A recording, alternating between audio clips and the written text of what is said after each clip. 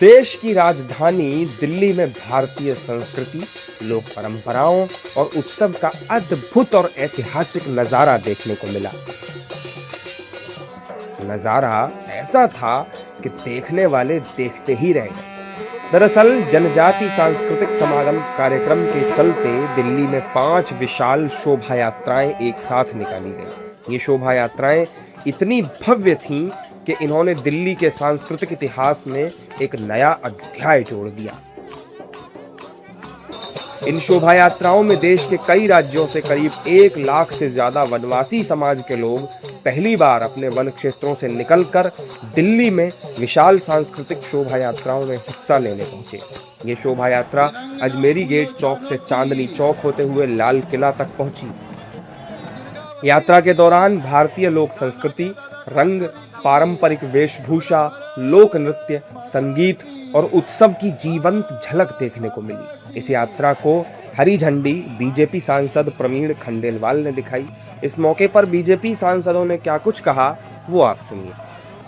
देखिए, ये वनवासी लोग हैं जो अभी तक वन में रहा करते थे। आज पहली बार वो दिल्ली आए हैं और भगवान बिरसा मुंडा ने धरती के लिए जो कुछ किया, आज ये उसके प्रति अपना समर्पण भाव प्रदर्शित करेंगे। तो आज दिल्ली वास्तव में सांस्कृतिक और लोक नर्तकों का शहर बन गया है और हम सब दिल्ली के लोग अपने इन सब वनवासी भाइयों का, बहनों का स्वागत करने के लिए यहाँ पर इकट्ठा हुए हैं। कोई चुनावी जुमला नहीं है, ये तो भगवान बिरसा मुंडा की 150वीं जन्म जयंती को समर्पित एक ऐसा समागम है जो हमारे जनजातीय भाई बंधुओं को दिल्ली लेकर आया है। हमारी भारत के गौरवशाली परंपराओं का प्रतिनिधित्व करता है, हमारी संस्कृति का प्रतिनिधित्व करता है और कहीं ना कहीं आप देख रहे हैं यहाँ पर एक भारत श्रेष्ठ भारत आपको दिल्ली में चरितार्थ होता दिख रहा है।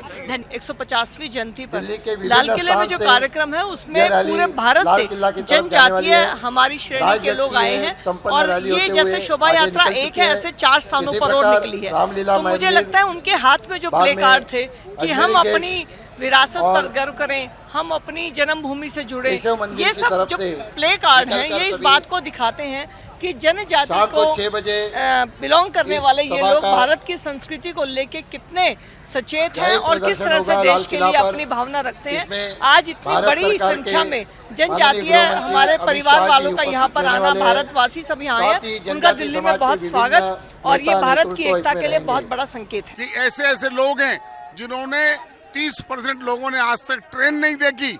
ये आज़ादी के बाद का समय है कि ट्रेन में बैठकर आए हैं और वो देख रहे हैं कि देश और दिल्ली कैसी है। ये पहली बार इस जनजातीय समाज के लोग पहली बार जो है आज देश की राजधानी में दस्तक दी है और बड़े सौहार्द और उत्साह के साथ ही आए हैं। मैं इनको शुभकामनाएं देता हूँ। इस यात्रा में शामिल होने आए आदिवासी, अलग अलग जनजाति के लोगों ने बताया कि उन्हें दिल्ली आकर कैसा लग रहा है।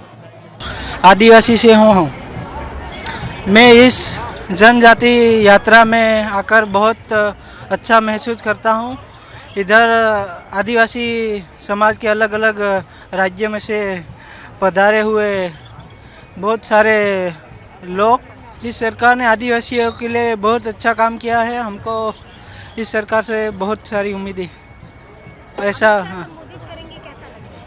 बहुत अच्छा लग रहा है। हम आदिवासी समाज में से आया है और उधर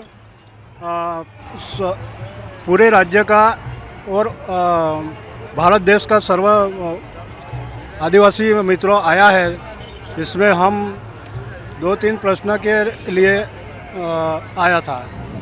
एक है हमारा एसटी का जनजाति आदिवासी अधिकार, इसके लिए, और दूसरा है धर्मांतरण रोकने के लिए। मेरा नाम प्रीति है, मैं बहराइच की रहने वाली हूँ और हम लोग यहाँ पे बिरसा मुंडा भगवान जी की 150वीं जयंती मनाने के लिए आए हैं। हमें यहाँ आकर बहुत अच्छा लग रहा है। हम आगे भी चाहेंगे कि हमें मौका मिलता रहे, हम आते रहेंगे। ये हम लोग का थारू कल्चर का ड्रेस है। हम लोग का जो भी मतलब पुराना पहनावा होता था, जैसे पुराने वाले साड़ी है, कुछ भी है, तो हम लोग का जो वेशभूषा है हम लोग का पुराना वाला वो है। ये हमारा थारू संस्कृति है। इसमें हम सब अपने थारू संस्कृति में पूरे आ जाते हैं और हमारे पहले पुराने पुरखे भी इसी में आते थे, तो उन्हीं का ये बिरसा मुंडा भी ऐसे ही थे, तो इसीलिए हम सब ये संस्कृति रूप धारण करके आते हैं यहाँ पे।